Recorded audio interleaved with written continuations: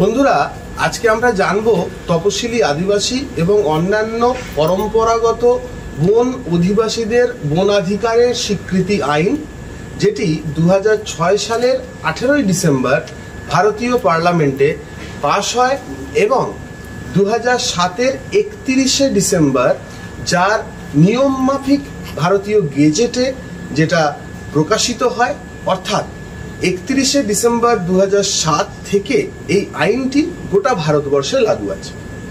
আমরা যে কোনো আইনের ক্ষেত্রেই ঠিক যেমন আমরা ছোটবেলায় রচনা লিখেছি, জানবো যে প্রত্যেকটি আইনের মধ্যে একটি করে ভূমিকা থাকে, যেমন করে আমরা ছোটবেলায় রচনা লিখতাম। বোঝার সুবিধার জন্য বলছি, এই যে ভূমিকাটি এই আইনের ক্ষেত্রে লেখা হয়েছে, সেখানে খুব স্পষ্ট করে কতকগুলো কথা বলা হয়েছে। সে কথাগুলো কি, তার মধ্যে গুরুত্বপূর্ণ কতকগুলো কথাকে আমি তুলে ধরতে চাই।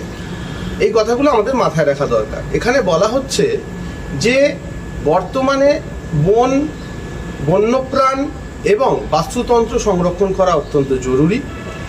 বন অধিবাসীদের বাদ দিয়ে বন্যপ্রাণ এবং বাস্তুতন্ত্রকে সংরক্ষণ করা কঠিন, বরং তাদেরকে সঙ্গে নিয়ে যদি এই কাজটি করা যায়, তাহলে অনেক ভালো করে বন্যপ্রাণ এবং বাস্তুতন্ত্রকে রক্ষা করা যাবে। এক।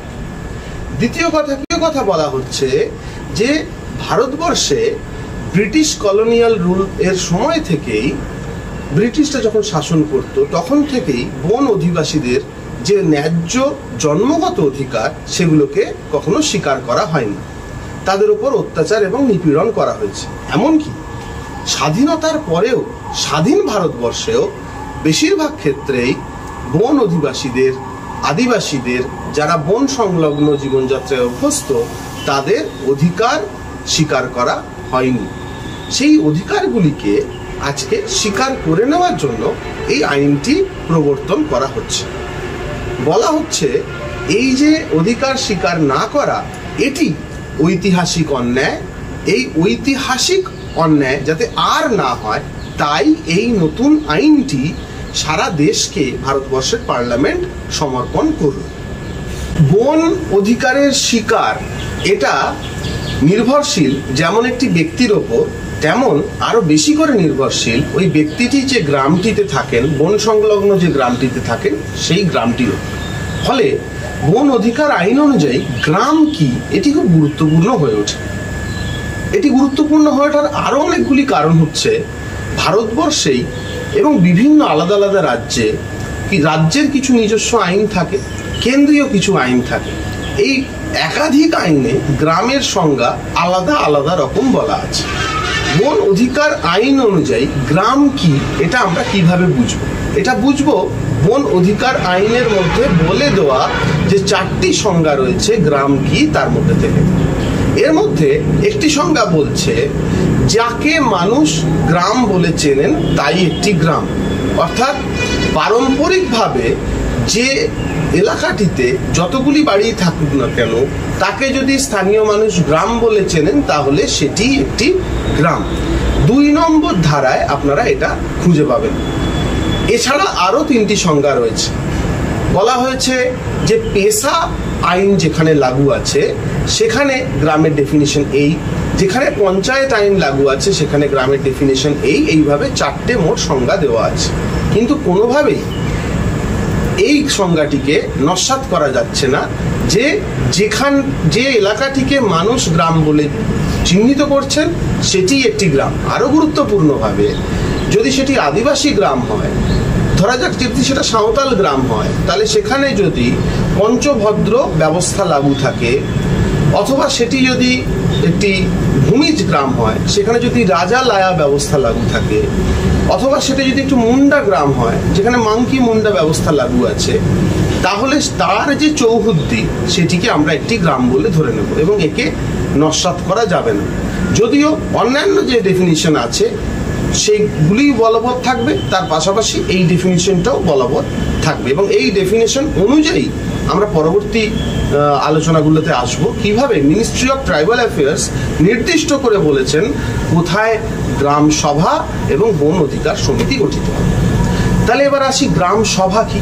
গ্রাম সভা হলো কোনো একটি গ্রামের সকল প্রাপ্তবয়স্ক মানুষ, অর্থাৎ যে কোনো মানুষ যার বয়স 18 বছরের ওপরে, তার ভোটাধিকার এখনো অবধি তার ভোটার কার্ডটি এসে পৌঁছেছে কি পৌঁছায়নি তার গুরুত্বপূর্ণ নয়, কারণ এখানে কোনো ভোটাভুটির সিস্টেম নেই।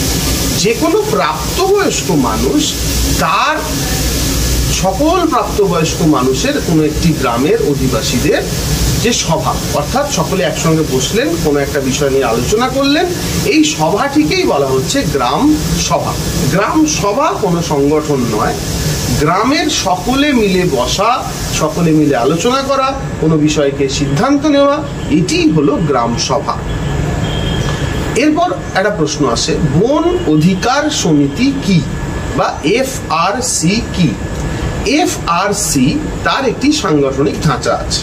বন অধিকার আইন অনুযায়ী FRC গঠিত হবে কোনো একটি গ্রামের অধিবাসীদের মধ্য থেকেই।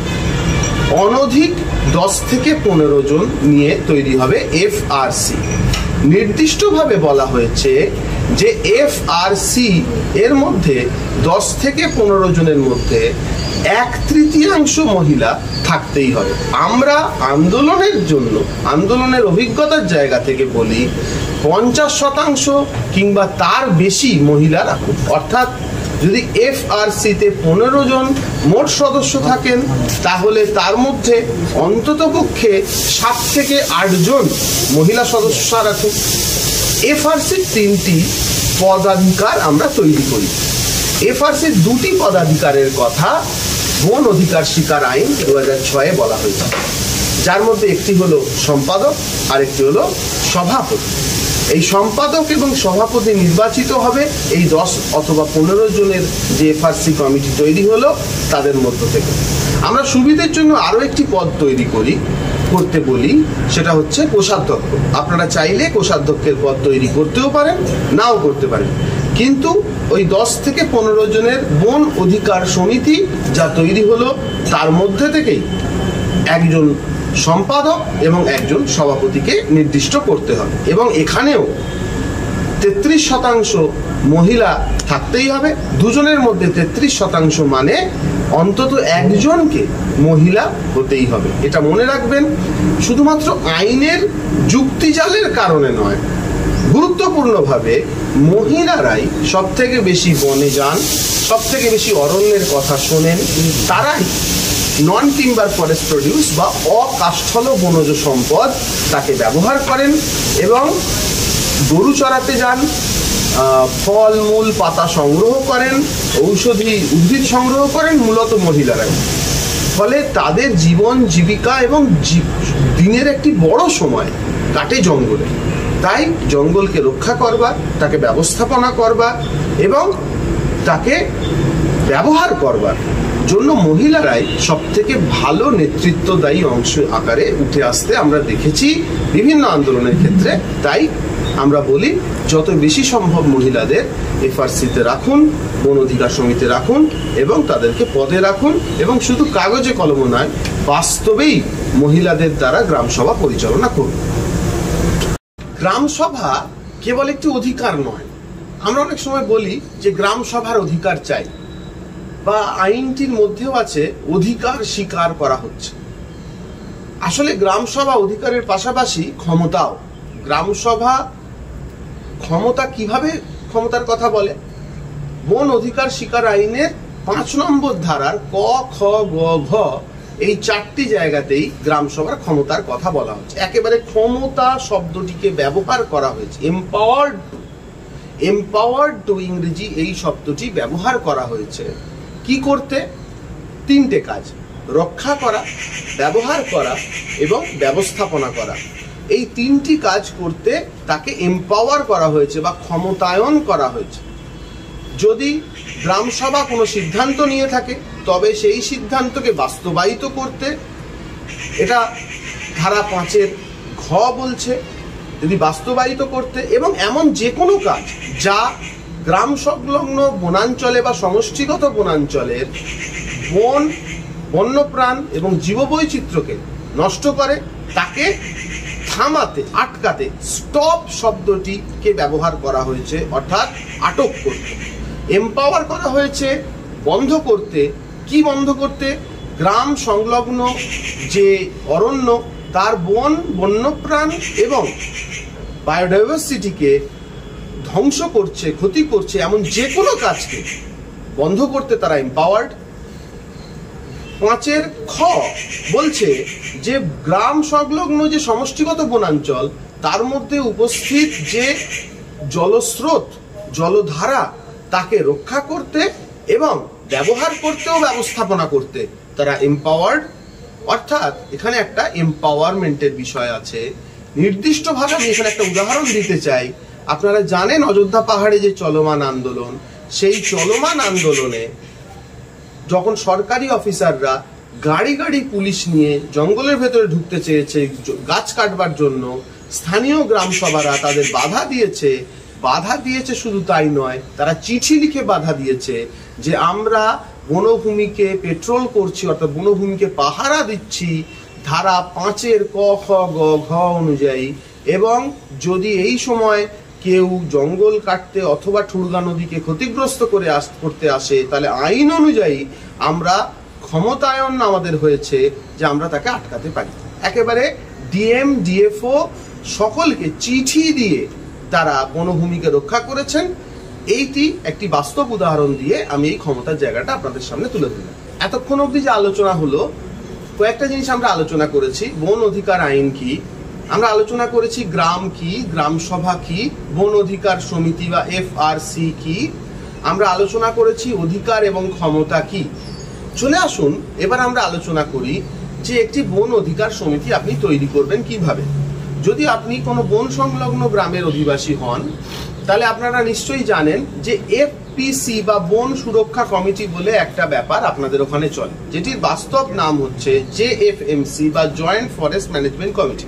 প্রথমেই বলে রাখি, FPC সঙ্গে FRC বা বন অধিকার সমিতিকে এক করে দেখবেন না, তাহলে একটা মারাত্মক ভুল হয়ে যাবে। বন অধিকার সমিতি বা FRC সেটি আপনার গ্রাম সভার এবং বন অধিকার আইনের অন্তর্গত একটি বিষয়। FPC বা JFMC সেটি বন দপ্তরের তৈরি করা সোসাইটি রেজিস্ট্রেশন অ্যাক্ট দিয়ে রেজিস্টার্ড একটি ক্লাব বা একটি সোসাইটি বিশেষ। একটা ক্লাবেরও একটি সোসাইটি রেজিস্ট্রেশন অ্যাক্টে রেজিস্ট্রেশন থাকে, এই FPCরও বা JFMCরও তা আছে। অর্থাৎ আমরা এখানে FPC বা JFMCর কথা বলছি না, এইটা ভালো করে সকলকে বুঝতে হবে। আমরা বলছি বন অধিকার শিকার আইন 2006 অনুযায়ী বন অধিকার সমিতির কথা বা FRCর কথা। এবার চলি যে দেখি কিভাবে FRC তৈরি করবেন। আপনারা সর্বপ্রথম ধরা যাক এই ভিডিওটার মধ্যে দিয়েই এই আইনটির কথা জানতে পারছেন। এই ভিডিওটি হয়তো 1, 2, 3 দেখছেন আপনার গ্রামের। আপনি চাইলে এই ভিডিওটি আরো কয়েকজনকে দেখাতে পারেন, তাহলে কয়েকজন মাত্র এভাবে বিষয়টিকে জানতে পারলো। তাহলে কি করতে হবে? এবার যারা জানতে পারলো আপনারা নিজেদের মধ্যে বসুন। এটাকে আমরা বলবো প্রথম বৈঠক, প্রয়োজনে নোট করুন। এটাকে আমরা বলবো প্রথম বৈঠক। এই প্রথম বৈঠকে ধরা যাক 10 জন, 15 জন, 20 জন আপনারা বসলেন, তারা গ্রামের সবাই নয়। বসবার পর আপনারা আলোচনা করলেন যে এইটা আমরা সৌরভ প্রকৃতিবাদী বা সুপেন হেমব্রম বা রাজেন টুডুদের থেকে জানতে পেরেছি, তাহলে আমরা কি বন অধিকার সমিতি তৈরি করতে চাই? ধরা যাক আপনারা সকলে মিলে সিদ্ধান্ত নিলেন হ্যাঁ আপনারা তৈরি করতে চান। একটা রেজলিউশন খাতা নেবেন, যে রেজলিউশন খাতাটায় আপনারা আপনাদের আলোচনা এবং তার সিদ্ধান্তকে নথিবদ্ধ করবেন এবং যতজন ওই দিনকার আলোচনায় উপস্থিত আছেন সেই প্রত্যেকে নিচে সিগনেচার করবেন। হয়ে গেল আপনার প্রথম বৈঠক এবং রেজলিউশন। এরপর এই প্রথম বৈঠকটা আপনারা যেদিন করলেন তার থেকে ওই বৈঠকেই সিদ্ধান্ত নেবেন যে পরবর্তী বৈঠকটি আপনারা কবে করতে চাইছেন। একটা 7 দিনের মাঝখানের ফারাক বা গ্যাপ আপনারা রাখবেন। এটা আমরা আন্দোলনের জায়গা থেকে বলছি, অর্থাৎ 7 দিন পরে আপনি দ্বিতীয় বৈঠক ডাকছেন। এটি প্রথম বৈঠকে আপনি সিদ্ধান্ত নিয়েছেন। এবার দ্বিতীয় বৈঠকের আগে আপনার কিছু করণীয় কাজ রয়েছে। দ্বিতীয় বৈঠকের আগে এই যে বৈঠকটি হবে, এই বৈঠকটির ডাকবার কথা আসলে গ্রাম পঞ্চায়েতের প্রধানের। গোটা বন অধিকার শিকার এর যে প্রক্রিয়া তার মধ্যে একমাত্র একটি ভূমিকা পঞ্চায়েতের, এইটা মাথার মধ্যে ঢোকান। না হলে পঞ্চায়েত এবং বন দপ্তরের বাবুদের খবরদারি থেকে আমরা বেরোতে পারবো না।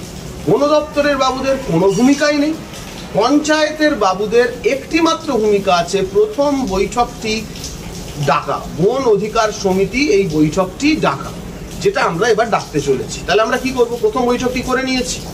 এরপর আমরা একটা সাদা কাগজের মধ্যে গ্রাম পঞ্চায়েতের প্রধানকে একটি চিঠি লিখে জানাবো যে আমরা বন অধিকার শিকার আইনের বিষয়ে জানতে পেরেছি, আমরা বন অধিকার সমিতি তৈরি করতে চাই, আগামী অত তারিখ আমরা বন অধিকার সমিতি তৈরি করব বলে ঠিক করেছি, অমুক গ্রাম, তার গ্রাম পঞ্চায়েতটি উল্লেখ করবেন, আপনি এই বৈঠকে সভাপতিত্ব করবার জন্য আমন্ত্রিত, আসুন বলে এই চিঠিটি গ্রাম পঞ্চায়েতের প্রধানকে দিয়ে তার যে স্ট্যাম্প বা সিল আছে সেই সিল দিয়ে সিগনেচার করিয়ে নেবেন। এবার গ্রাম পঞ্চায়েতের প্রধান তারা যদি না করতে চায় স্ট্যাম্প দিয়ে সিগনেচার, তাহলে গ্রাম পঞ্চায়েতের সচিবকে দিয়ে করাবেন।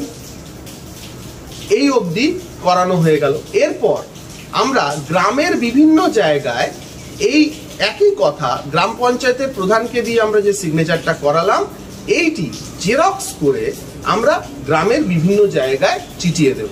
আর আমাদের প্রত্যেকের গ্রামে নিজস্ব কিছু পারম্পরিক পদ্ধতি আছে যা দিয়ে কোনো মিটিংয়ের খবর আমরা একে অপরকে জানাই। যদি সেটা সাঁওতাল গ্রাম হয় তাহলে সেটা নাইকে বাবা সাধারণত করে থাকেন। বিভিন্ন গ্রামে বিভিন্ন ধরনের পদ্ধতি আছে, গ্রামের পদ্ধতি অনুযায়ী আমরা এই কাজটি করব, গ্রামের প্রত্যেকটি বাড়িকে জানাবো। কারণ মনে রাখবেন, গ্রামের প্রত্যেকের অংশগ্রহণ, প্রত্যেকজন প্রাপ্তবয়স্ক মানুষের অংশগ্রহণ ছাড়া কিন্তু গ্রাম সভা এবং বন অধিকার সমিতি সেটি ভালোভাবে চলতে পারবে না। এরপর দ্বিতীয় বৈঠক যেদিনকে আমরা ডাকছি, সেই দ্বিতীয় বৈঠকের দিন সকলে মিলে এক জায়গায় জড়ো হলেন, সকলের মধ্যে আবার বন অধিকার আইন এবং বন অধিকার সমিতি, তার ক্ষমতা, তার অধিকার, এই সব নিয়ে আলোচনা করলেন এবং ধরা যাক সিদ্ধান্ত নিলেন যে আপনারা বন অধিকার সমিতি তৈরি করতে চান। তাহলে গ্রামের যতজন উপস্থিত আছেন তারা সকলে মতামত দেবেন। 10 জনের কমিটি হবে না 15 জনের? যদি 15 জনের হয় তাহলে সেই কমিটির মধ্যে কারা কারা থাকবেন তাদের নাম নথিবদ্ধ হবে ওই রেজলিউশন খাতাটির মধ্যেই। কারা কারা পদাধিকারী হবেন সবাই মিলে আলোচনা করবেন। পদাধিকারী এবং বন অধিকার সমিতির মধ্যে মহিলাদের যে বিষয়টি আমি ইতিমধ্যে বলেছি সেটিকে খেয়াল রাখবেন। তৈরি হয়ে গেল আপনার বন অধিকার সমিতি। এরপর আমরা আরো অনেকগুলো কমিটি এখানে তৈরি করতে পারি। বন অধিকার শিকার আইন সে কথা বলছে, অর্থাৎ গ্রামের পাশের জঙ্গলকে রক্ষা করা, ব্যবস্থাপনা করা এবং ব্যবহার করা, এইগুলি করবার জন্য আমরা আলাদা আলাদা অনেক কমিটি তৈরি করতে পারি। আপনারা চাইলে সেগুলো করতে পারেন, চাইলে নাও করতে পারেন। আপাতত আমি আর ওই জটিলতাটায় ঢুকছি না। আপাতত আপনার বন অধিকার সমিতি তৈরি হয়ে গেল। আমি ইতোমধ্যেই বলেছি রেজলিউশন লিখবার কথা দুটি মিটিং এর মধ্যে, একটা প্রথম মিটিং এর রেজলিউশন, একটা দ্বিতীয় মিটিং এর রেজলিউশন। কিন্তু রেজলিউশন লিখতে আমরা খুব ভয় পাই, মনে করি যেটা বুঝি খুব কঠিন কাজ, বোধহয় এতে অনেক আইনি কথাবার্তা লিখতে হয়, এর বোধহয় একটা নির্দিষ্ট কোনো ফরম্যাট আছে। একেবারেই না, কতকগুলো জিনিস মাথায় রাখতে হবে। রেজলিউশন মানে একটি সিদ্ধান্ত, আপনারা যা আলোচনা করছেন সেটিই নথিবদ্ধ হবে, এটিই রেজলিউশন।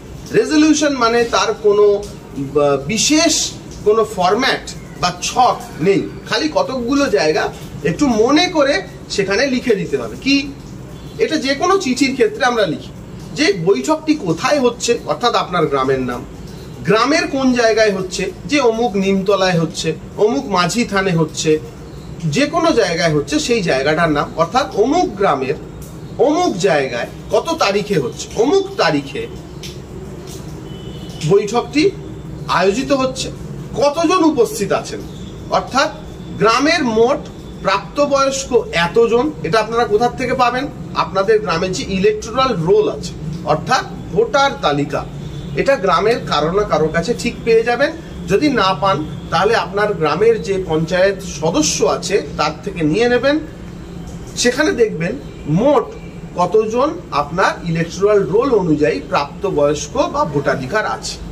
এইটা একটা রেফারেন্সের জন্য না হলে আপনারা যদি নিজেরা গুনতি জানেন যে কতজন এখানে প্রাপ্তবয়স্ক আছেন সেটা লিখবেন।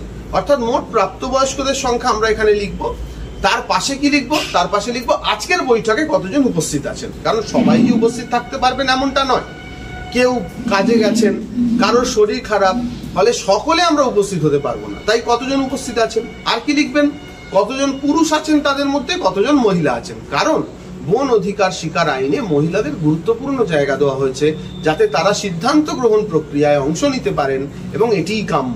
তাই মহিলাদের সংখ্যাটি গুরুত্বপূর্ণভাবে উল্লেখ করতে হবে। তাহলে পরপর আমি বলে যাই একবার, কোন গ্রামে হচ্ছে, গ্রামের কোথায় হচ্ছে, কত তারিখে হচ্ছে, মোট প্রাপ্তবয়স্ক কতজন, তাদের মধ্যে মোট কতজন উপস্থিত আছেন, তাদের মধ্যে কতজন পুরুষ, কতজন মহিলা, এইটুকু হচ্ছে আপনাকে লিখতে হবে। বাকি আপনি যা আলোচনা করছেন তাই লিখবেন, এবং শেষকালে যা সিদ্ধান্ত নিচ্ছেন তাই লিখবেন।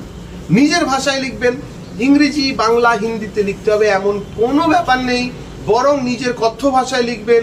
যদি আপনার লিপি না থাকে তাহলে যাতে আপনি অভ্যস্ত, অর্থাৎ বাংলা হরফে নিজের ভাষায় লিখতে পারেন, হিন্দি হরফে নিজের ভাষায় লিখতে পারেন, অথবা নিজের লিপি থাকলে নিজের লিপিতে নিজের ভাষায় লিখতে পারেন, যা খুশি। কারণ মনে রাখবেন, এটি আপনার জন্য তৈরি আইন, আপনার গ্রামের জন্য আইন।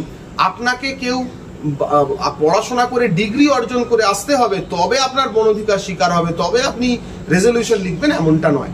তাই রেজলিউশন লেখা নিয়ে ভয় পাবেন না, এই কয়েকটা জায়গা শুধুমাত্র উল্লেখ করবেন, আপনার রেজলিউশন রেডি হয়ে যাবে। গ্রাম সভা বা FRC কে যা আপনারা এক্ষুনি তৈরি করলেন, তাকে কি কেউ স্বীকৃতি দেবে? আমরাও অনেক সময় আন্দোলনে দেখেছি যে অনেক সময় আমরাও বলে ফেলি যে গ্রাম সভা বা বন অধিকার সমিতিকে স্বীকৃতি দিতে হবে, এটা আমরা একটা স্লোগান তুলি। একে স্বীকৃতি কেউ দিতে পারে না। মনে রাখতে হবে, আমাদের দেশের এখন 4টে সরকার, বিশেষ করে জঙ্গল লাগোয়া গ্রামের 4টে সরকার। একটা সরকার আছে দিল্লিতে, অর্থাৎ কেন্দ্রীয় সরকার। একটা সরকার আছে পশ্চিমবঙ্গের ক্ষেত্রে কলকাতায়, অর্থাৎ রাজ্য সরকার। একটা সরকার আছে আপনার গ্রামের গ্রাম পঞ্চায়েতে, অর্থাৎ পঞ্চায়েত সরকার। আর 4 নম্বর সরকারটা হলেন আপনি নিজে। কারণ বন অধিকার শিকার আইন আপনাকে ক্ষমতা দিয়েছে বনকে ব্যবহার করবার, ব্যবস্থাপনা করবার এবং রক্ষা করবার। এবং এখানে বন সম্পর্কিত যে কোনো সিদ্ধান্ত আপনার কথাই শেষ কথা। গ্রাম সভা একটি আইনি স্বীকৃতিপ্রাপ্ত একটি সংস্থা বা বডি। বন অধিকার সমিতি একটি আইনি স্বীকৃতিপ্রাপ্ত সংস্থা বা বডি। কতদূর তার আইনি স্বীকৃতি?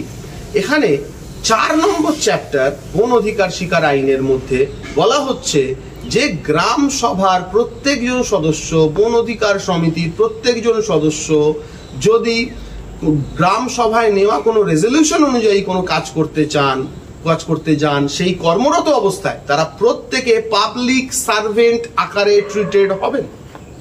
এই পাবলিক সার্ভেন্ট আকারে যখন তারা ট্রিটেড হচ্ছেন, তাদের যদি কাজে কেউ বাধা দেয়, তাহলে IPC 21, বর্তমানে সেটি পরিবর্তিত হয়েছে, কিন্তু আইনে এখনো অবধি যা লেখা আছে, অর্থাৎ ইন্ডিয়ান পিনাল কোড অনুযায়ী এইটিকে একটি অপরাধ হিসেবে গণ্য করা হবে। ঠিক যেটা যে কোনো পাবলিক সার্ভেন্ট বা সরকারি কর্মচারীর কাজে বাধা দেওয়ার জন্য আইনানুগ ব্যবস্থা নেওয়া হয়, আপনার গ্রাম সভার কাজে যখন আপনি ব্রতী হয়েছেন, যখন আপনি সিদ্ধান্ত নিয়েছেন, রেজলিউশন নিয়েছেন, তারপর গ্রাম সভার একটি কাজ করছেন, এই কাজে যদি কেউ বাধা দেয় সেটা আইনিভাবে অপরাধ। অর্থাৎ আপনি এখানে পাবলিক সার্ভেন্টের গুরুত্বে রয়েছেন। ধারা 6, ধারা 7, ধারা 8, ধারা 9 তে পুরো এই কথাগুলি বলা রয়েছে। ফলে মনে রাখবেন, গ্রাম সভাকে স্বীকৃতি দেওয়ার অধিকার কারণ নেই।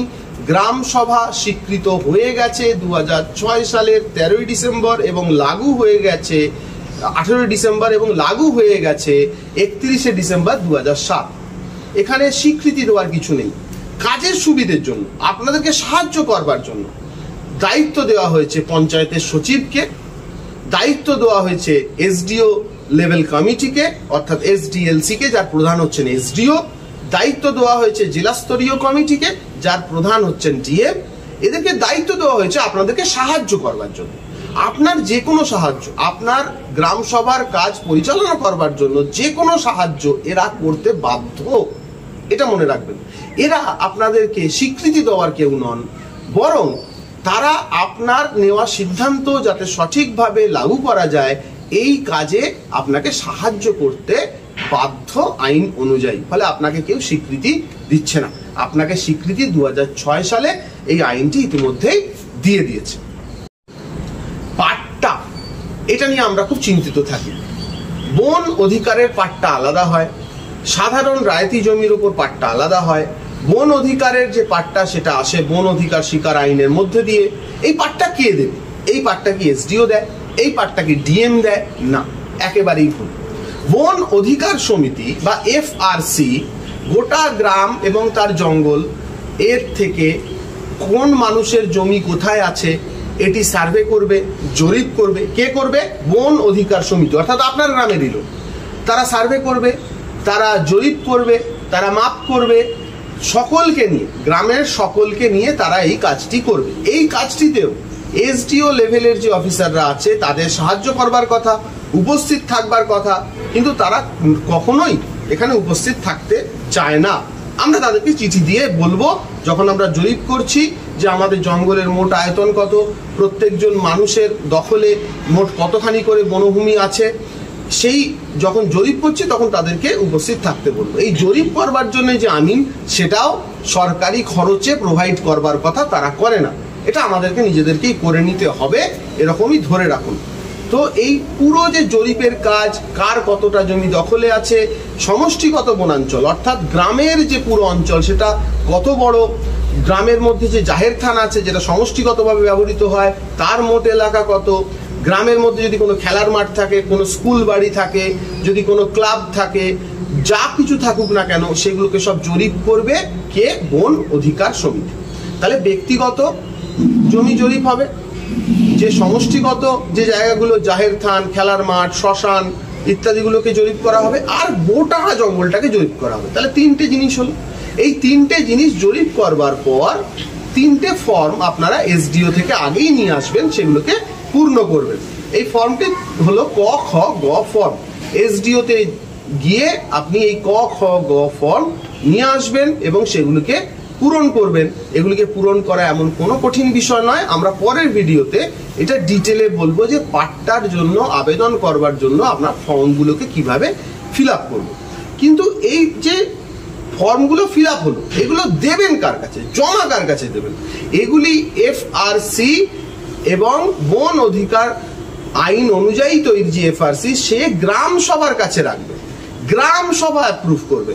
কোনো ব্যক্তিগত পাট্টার আবেদন এফআরসির মাধ্যমে গিয়ে পৌঁছবে গ্রাম সভার কাছে।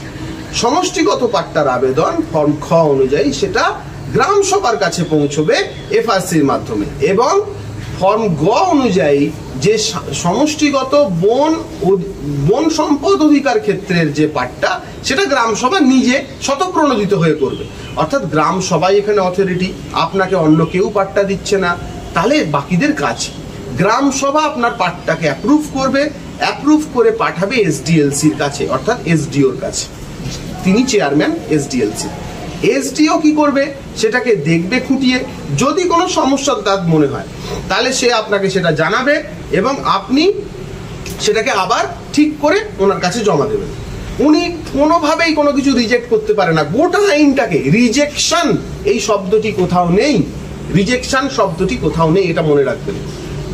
এসডিওর কাজ হচ্ছে ওটা আবার ডিএলসিতে পাঠানো। ডিএলসিও রিজেক্ট করতে পারে না। তারা বড় জোর বলতে পারে যে এই জায়গাটা সমস্যা আছে, সেটা কাকে বলবে? এসডিওকে। এসডিও ইতোমধ্যেই ফরওয়ার্ড করেছে, ফলে আপনার কাছে আর ওটা আসছে না, এবং তাদের কাছে একটা ফরম্যাট রেডি থাকে পাট্টা, তারা সিগনেচার করবে, আপনাকে দেবে। পাট্টা দিচ্ছে গ্রাম সভা, এটা মনে রাখবেন। পাট্টা দেওয়ার অধিকারী অন্য কেউ নয়। শেষ একটা জায়গা বলি, এমওটিএ একটি ডাইরেক্টিভ অর্ডার জারি করেছে, যে ডাইরেক্টিভ অর্ডারটি জারি হয়েছে 28শে ফেব্রুয়ারি 2013, অর্থাৎ আজ থেকে 10 বছরেরও বেশি হয়ে গেল, 11 বছরের বেশি হয়ে গেল।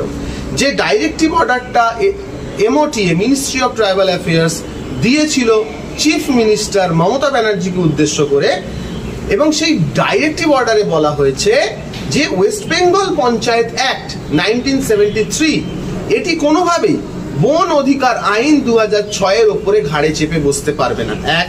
2 নম্বর কি বলা হয়েছে?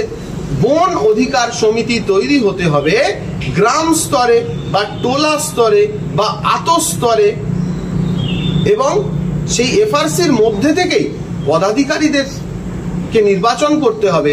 পঞ্চায়েতের কেউ বা পঞ্চায়েতের নির্বাচিত কোনো প্রতিনিধি এই বন অধিকার সমিতির মধ্যে থাকতেই হবে, এমন কোনো বিষয় কিন্তু আইনের মধ্যে লেখা নেই। এবং এই ডিওটি নির্দিষ্টভাবে বলেছে যে পঞ্চায়েত, ওয়েস্ট বেঙ্গল পঞ্চায়েত অ্যাক্ট 1973 সেটি কোনোভাবেই বন অধিকার শিকার আইন 2006-কে চাপা দিতে পারবে না, এবং গ্রাম সভা ও এফআরসি তৈরি হবে গ্রাম, টোলা বা আতস্তরে, গ্রাম সংসদ স্তরে নয়। নির্দিষ্টভাবে এই ডিওতে এমওটিএ বলেছে যে একটি গ্রাম সংসদের মধ্যে একাধিক গ্রাম থাকতে পারে।